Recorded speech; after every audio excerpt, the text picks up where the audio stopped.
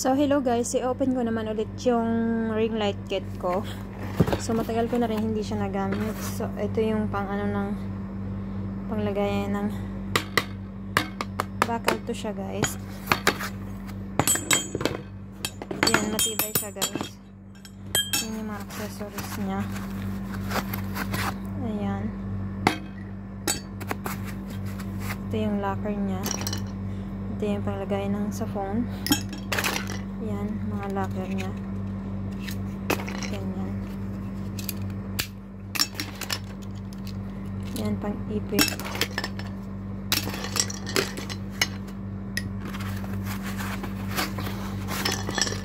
Yan, yung ilaw niya. At ito naman yung mga lock niya sa side. Yan. At ito yung stand niya. Mabigat siya guys. Lahat yan.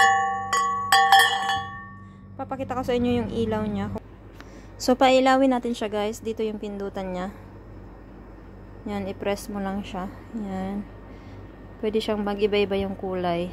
Yan, may blue, may orange, parang ganyan. Marami siyang kulay guys. Yan, ipipress-press mo lang siya ng ganyan. Yan. Ito maganda ang kulay niya guys.